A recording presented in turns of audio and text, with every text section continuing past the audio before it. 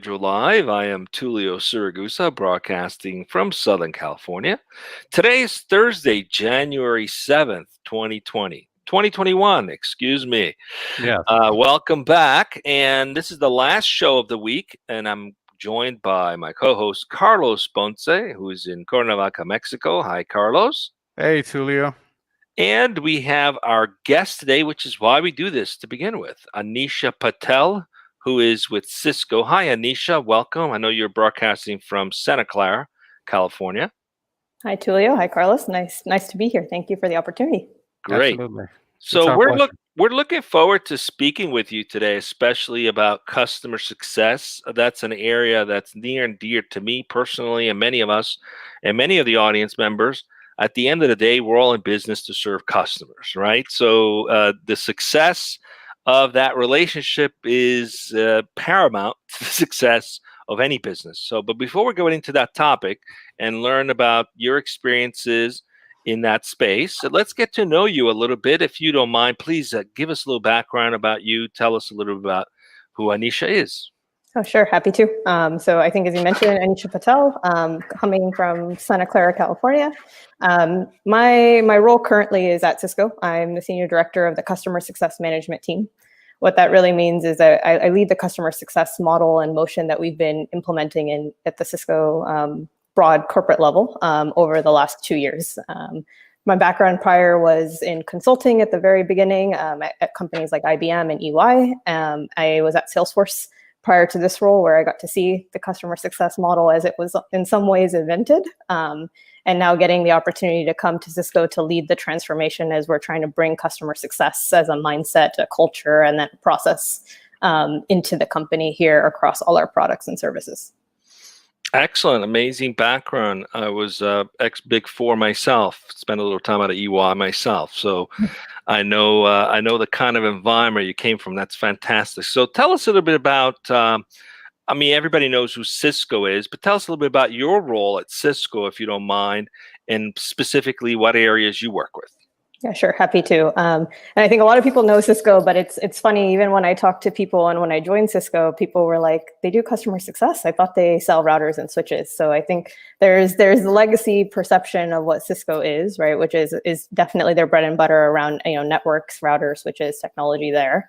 But Cisco has transformed pretty significantly just in the breadth of what they cover now, right? So we're definitely in our core still of enterprise networking, but we have quite a few products now in the security side, collaboration, right? People forget WebEx is actually a Cisco product now. Data center, automation, Internet of Things. So it's a pretty wide set of products, and also a wide set of people at a customer perspective that we have to now interface with in terms of lines of business, in terms of the context or key personas that really can adopt our technology and get the value. And so my role at Cisco specifically was, how do we think about customer success in a world that isn't single product? How do we think about it in a space where the customer itself might be, any number of companies, but there's many, many BUs within that customer that you have to engage with, many different personas that you have to engage with, and how do you do it in a way that's consistent? Because the beauty of Cisco is that it does have a lot to offer. It's also our downfall at times, because a lot of the products we've purchased have come in through acquisition. People don't see them as one company. And the charter of customer success now is, how do you get one person who comes in and helps you adopt across that whole suite and get a consistent experience from one company that then helps and maps to each of those products or technologies. Well, we're looking forward to speaking with you, Anisha. It's certainly a bigger challenge, I think, having lived it, serving very large enterprise clients who do have multiple business units, multiple stakeholders, multiple decision makers, multiple kingdom owners, let's call them that way, who need to be served. Yeah. And it's sometimes a lot easier when you're a startup and you just got one specific segment. So there's a lot we can learn from organizations such as yours on how to be adaptable and diverse in dealing with various types of clients. So let's go right into it. Carlos, what's the topic today and the conversation we're having? Let's kick it off. Absolutely, Tulio. Thank you. And thanks, of course, to our guest, Anisha, for being with us. Tulio, today we're going to be speaking, as chosen by Anisha, about customer experience, the new era of customer success. And we're going to be discussing how delivering true customer success goes beyond any specific function and requires company-wide transformation. So that's what we're going to be speaking about today. Now, Anisha, first of all, why did you choose this particular topic, and did you feel it was relevant for today's day and age in technology? Yeah, no, it's a great question. So, one of the things that I noticed is, even in the last 2 years, when we were at Salesforce, we used to call this the group that does customer success or the CX type functions, it was called CSG, so Customer Success Group. Mm-hmm. And what you're finding in the market now is more and more it's moving into CX. So if you look up customer experience or CX, just the sheer number of companies that have introduced a CX organization or used the CX brand in the last 2 years has skyrocketed. And what I think it's been an indicator of is that customer success for the longest time, somewhat understood, right? You think about the customer success manager, they come in just like an account manager, and after someone has purchased the product, they're there to help you and guide you through the product experience and how to get you to adopt it as quickly as possible. But what I think there's an appreciation in the market for more and more now is it doesn't just start or end with, hiring a bunch of CSMs to come in and drive adoption. It's actually, how do you transform the overall experience that your customer has with you as a company? And it starts from the point of evaluating products on the sales side, down into then the adoption process, back into the renewal, and then back and forth. And we actually call it the life cycle. We almost call it the racetrack. It's like an infinity loop within Cisco.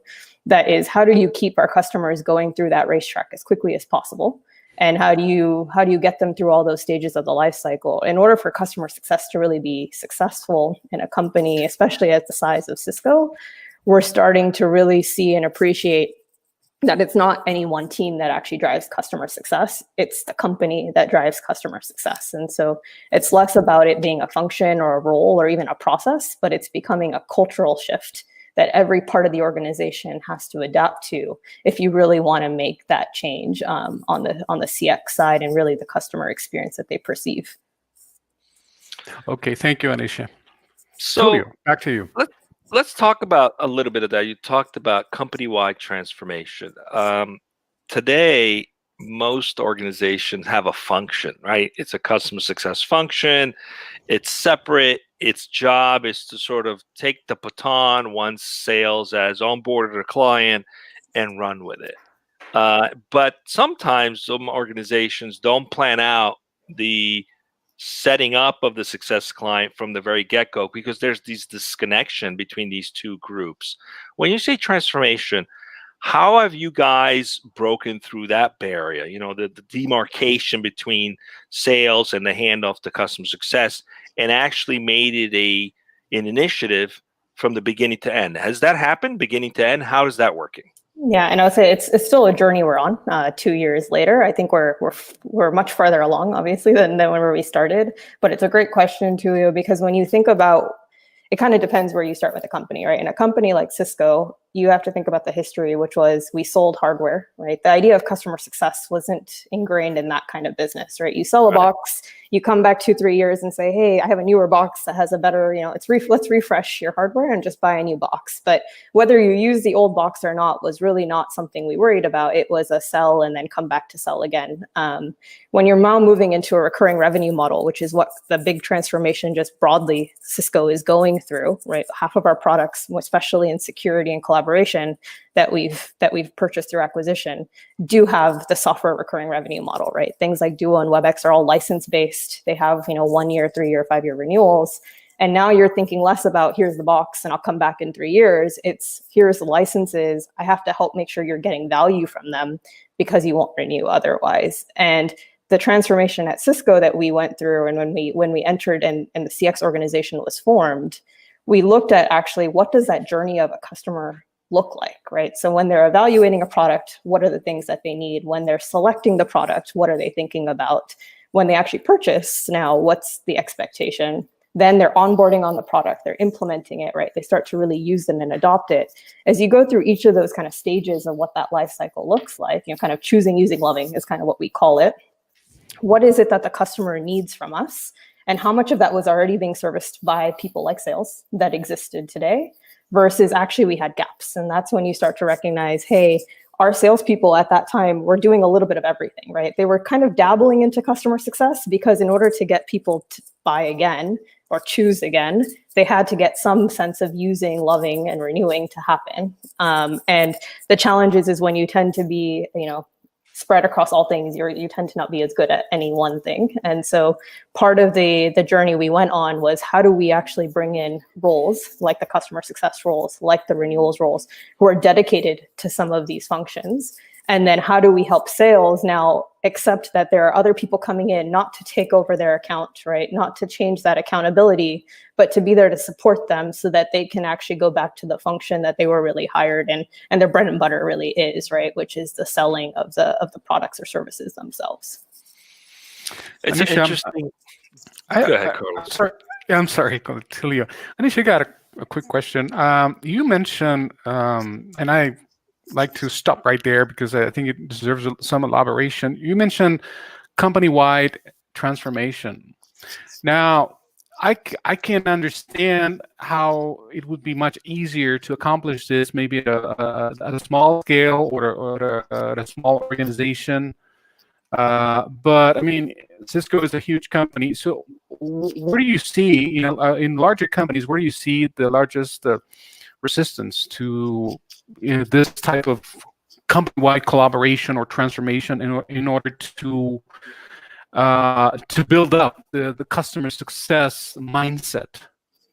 Yeah, it's a good call out. So what we basically did, and I think what made it effective at Cisco, is when Chuck brought in Maria Martinez to run the CX organization, he also brought in Jerry Elliott to run the sales organization. And one of the things that he did when he brought those two leaders in is had them aligned at the hip on what it really means to do sales versus CX and what does that life cycle look like. Because I think, Carlos, you're absolutely right. Even with that alignment, you still have, the trickle down as you work your way down the organization, people who are skeptical, right? We always talk about the transformation as you have the maybe 20 or 30% who upfront are the early adopters, think that there's value in this and jump on board. You have maybe the 50% sitting in the middle that are neutral, kind of holding out and seeing, okay, is it going to go? Is it going to last? Is it not? And then you have the 20% who maybe are, the non-believers on, is this really something that we need to do? I don't think it has necessarily the legs to be a long-term thing versus a short-term initiative. And what that alignment allowed us to do is at least move a lot of, have that strong 30% who early adopted and got into the boat. You have the 50% who are more willing to now be open to the idea and learn about it. But it started kind of one with the alignment at the leadership level, right? They were all preaching the same message of customer lifecycle is something we have to think about. It's something every organization owns. And now each of us have a part to play in it, right? Sales, your part to play in it now is less about solving the escalations. You're going to have somebody come in to do that. But your job now is more about sell business value and articulate and capture that business value in a way that can go to your counterparts so that they're not spending the first 30% of their time trying to figure out who's the person I need to talk to drive adoption. What was the reason they purchased this? What were their intentions so that I can actually help them with that? So a big part of the transformation for us, and the only way you make it work in a bigger organization, is having that messaging and alignment, I think, at the executive level. And then at each level, really helping them understand how does it help them, right? We spent a lot of time on messaging on what does this do for you, right? Like in sales, the first reaction is, why do I have more people coming into my account? I own the account.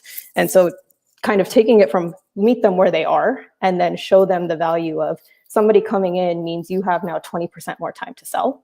But here's the small catch, right? You need to spend an extra 2% of your time going and capturing some of this information and sharing with them what you know so that they can be effective in helping you in driving some of those other activities. Thank you, Anisha. I mean, there's obviously a lot of challenges in tackling this, right? You made very clear there's a difference between a transactional sale and a relationship-based sale.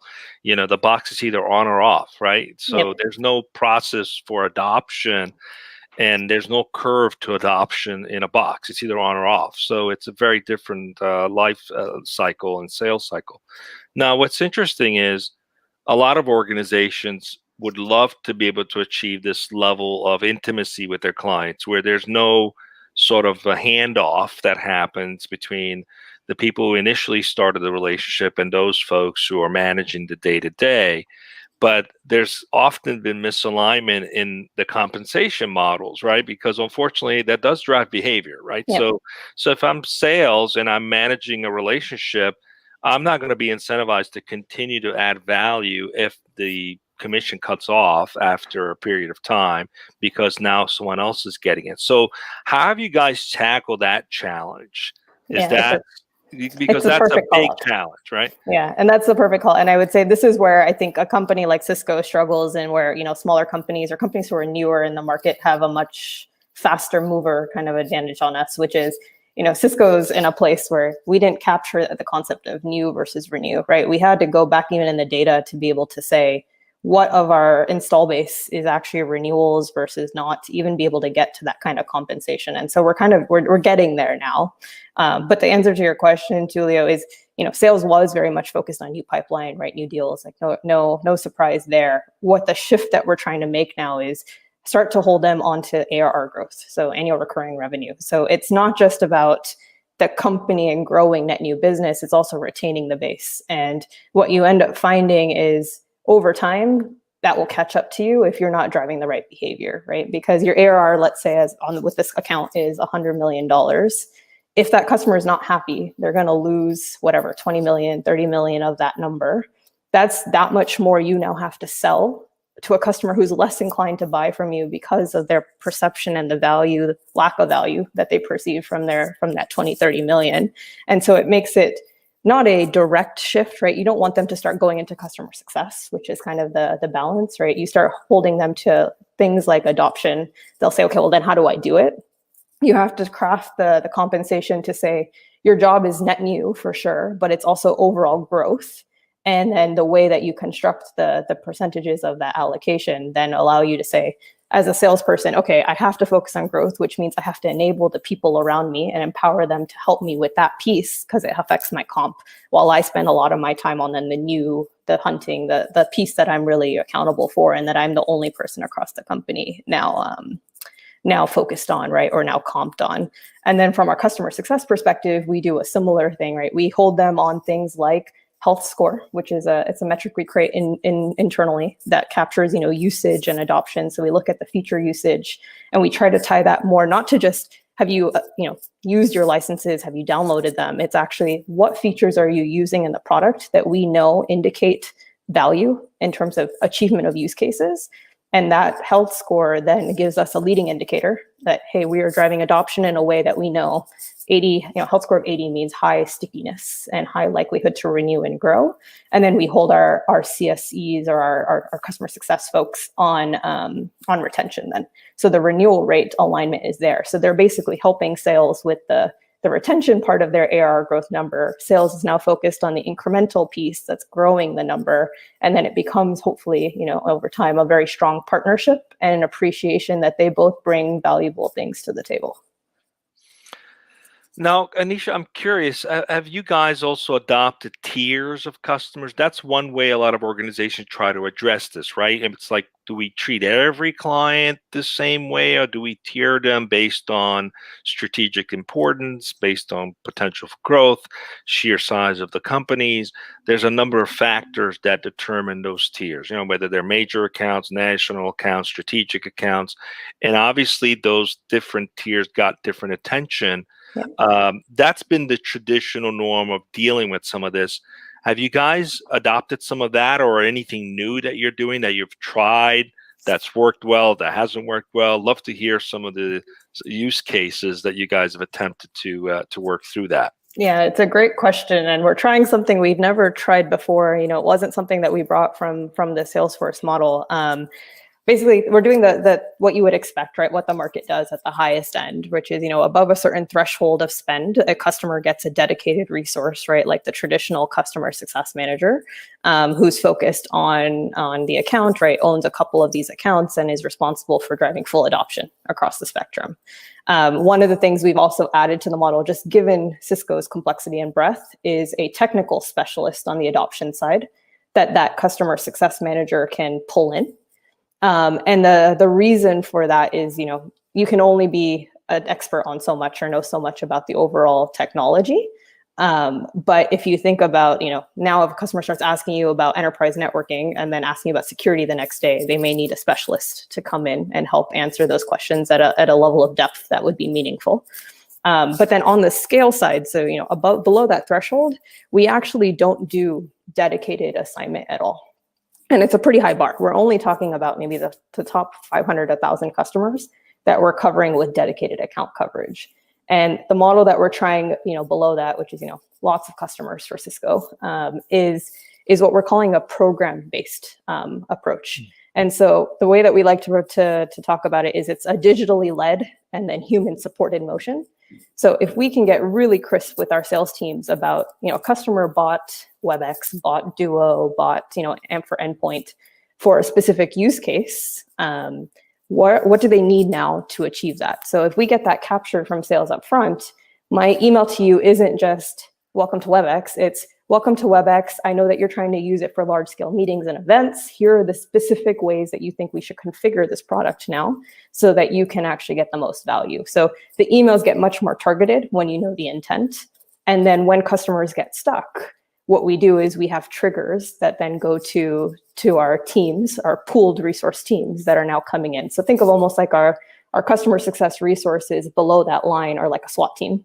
Kind of think of almost like the adoption SWAT team that comes in saying, hey, I know that you're starting to get stuck. I'm seeing that you're slower than the average customer in this kind of space and how fast you're moving.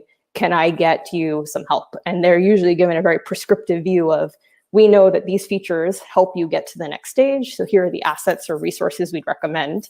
And what that allows us to do is the more prescriptive we get, the more scalable it is, because otherwise you'd have to hire hundreds of those people as well in order to cover every technology. So you have to figure out a way to make that prescriptive enough so that they don't have to be an expert on every single Cisco product to be able to know enough about the technology, know what to recommend, and get them pointed to the right expert or the right resource to get them through that hump or resolving that adoption barrier that they've encountered.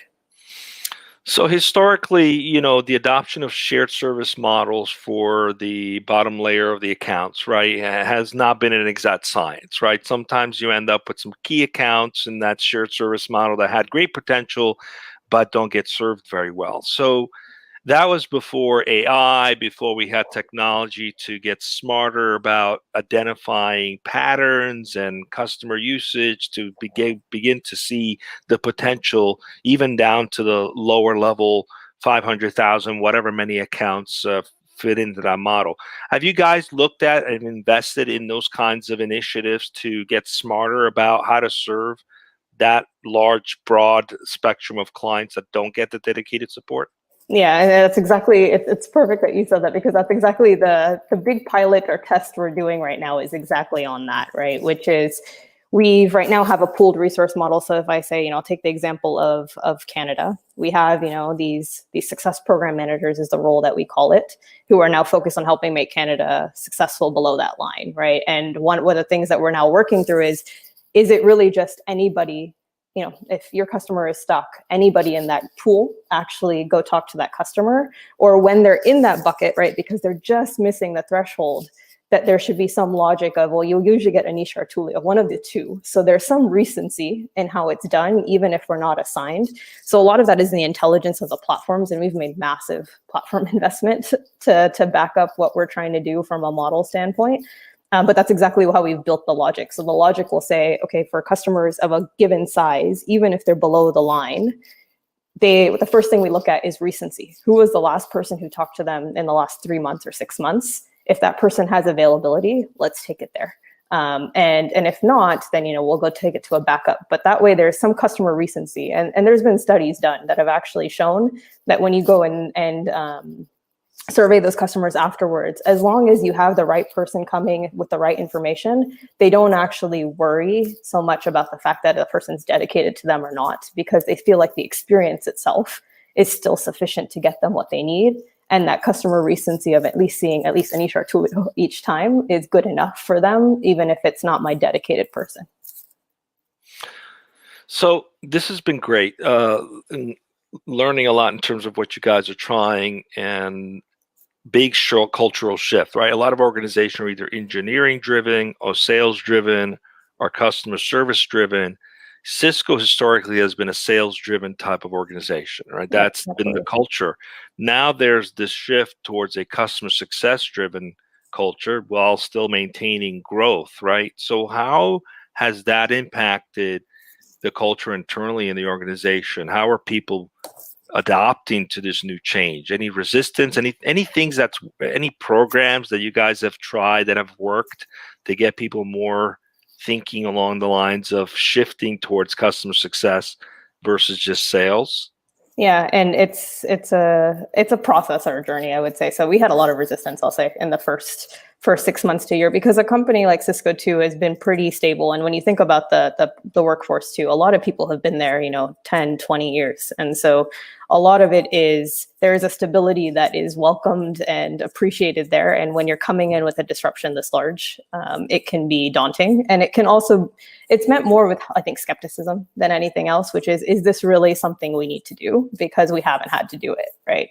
And so I think the way that we've done the cultural piece is, a lot of the first year of CX was tons of messaging, right? It was almost like certifying everyone within CX to first say, do you know how to tell the story about why this is important and why we need to pay attention to this transformation and why the company needs to get ahead of it? And putting it in the language of, it may not matter right now, you're still selling a lot of boxes, but in 2-3 years, you're going to have to sell a lot of software subscriptions. And are you ready and prepared for that? And do you, don't get left behind, basically, is kind of the way you messaged that in terms of why it's important. We're trying to keep that competitive advantage. The second thing that we ended up finding was very helpful is you find your ambassadors, and you don't find them just within the CX organization, you find them across the company. And we had a couple of folks either within CX who then ended up moving back to sales, or people in sales who really just believe in the model. And it's amazing what it does, because oftentimes what you also find is people don't want to hear the message from us. CX going around telling sales or the product organizations why CX is important can only be so effective. But when you have sales telling sales, hey, this is really great, this helped me. We've done a lot on capture the success stories. They started as moments of success. We said even like the littlest things, let's capitalize on those. Now we have enough of them, which is full out success stories, right? Customers who want to advocate for Cisco because of the experience they had.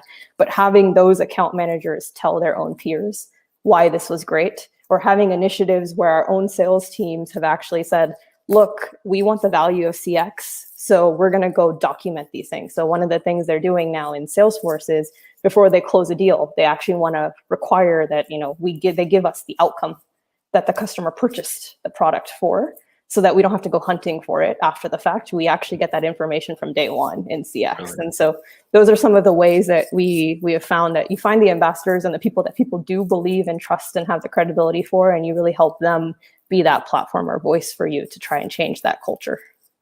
Excellent strategy. Go ahead, Carlos. I think you have a question. You're on mute. I'm sorry, Tulio. I had lost the feeling of the mute part. That was my trademark, Anisha, just for the record. Anisha, we're coming up on time, but before we go, there's something that I would like to ask you. And this is like beyond the customer experience, or even maybe even the topic itself, and more focused on Cisco as a company. And this is because a lot of the folks out there who might be watching might be even interested in looking at Cisco as an opportunity for employment and that kind of situation. So in that context, what would you say that makes Cisco a great place to work, or what sort of traits does the company have that would lure everyone that might want to work for Cisco? What makes it a great place to work for? Yeah, it's a question that's hard to answer in a minute. I'll do a quick overview. But whatever your heart feels. So no worries. I honestly think Cisco is probably one of the best companies I've worked for from a culture standpoint. And I think it's because there's a lot of companies that have a lot of values that they list out. I really feel like our leadership lives those values, right? I even think about through the pandemic and how Chuck has been, he's been doing monthly, sometimes even more frequent check-ins with the organization, right? When a lot of the events of the last year, whether it's Black Lives Matter or whether it comes to, even yesterday's events, he's done a lot to, immediately respond, do check-ins to see how the people are and have very open dialogue. And I think just creating this environment where, look, we are supported in this company and we go beyond just the work, right? He's given days off during COVID because he recognizes that there is challenges with working from home all the time when you have life right behind you, right? And so I think the company, I've always thought highly of it. I saw a lot of it in practice over the last 9 to 12 months that make it a great place to work. And I just feel like it's a company that's really trying to get to being better, right? There's this constant focus on how do we do better? How do we get to the next place? How do we keep ourselves relevant, but also how do we innovate, not just for, like survival, but purely because it is the best thing to do for our customers. And I think the pure investments they've made in CX in the last 2 years is a huge testament to that. People who want to be part of it, we're hiring a ton of people in customer success right now. The massive investment went in this year. And so I feel very grateful to work for a company that feels like it also cares as much as it speaks the language. It actually walks the talk as well. Great. Well, Thank you so much, Anisha. It's been great to have you. We're going to definitely recap this show on Monday at 12 noon. That's when we do the recap show. But there's some key things that I learned that are very clear, at least from our conversation. Number one, you've got to create a culture where you care about people and live the talk, not just talk, walk the walk. And that enables people to feel supported to go ahead and make the changes. The other thing I heard is take the time to invest in evangelizing the change you're about to make, right? Don't just jump right into it. Don't do a surgical change. Take the time to educate and evangelize why it's important.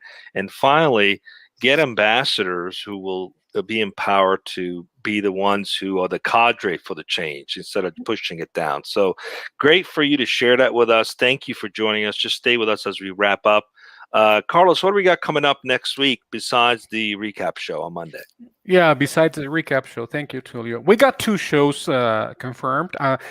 Just for the record, Tulio, because they're very recent, they just came in to date. I mean, the confirmation, they're not there on the website yet. I haven't uploaded the landing pages, but I can tell you, Tulio, that on Tuesday, we are going to be speaking with Michael Zwickbaum, the CEO of Wisdom Gaming Group.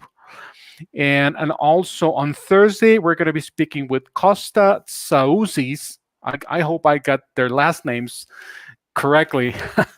Yeah, both of them. And he's the CEO of Net Data. So these are technology companies. Of course, the first one is a gaming company. The second one, I don't have a lot of information, in all honesty, Tulio, but it should be as interesting as ever because that's the only type of shows we do here in Dojo Live. They're all tech relevant. They're all tech related, and we're always interview the movers and shakers of the tech world. So that's what we have today. Next week, Tulio, right here on Dojo Live at noon Pacific. Great. We will also have one Wednesday morning with Ally, but we'll update the announcement Monday at noon. Thanks for joining us.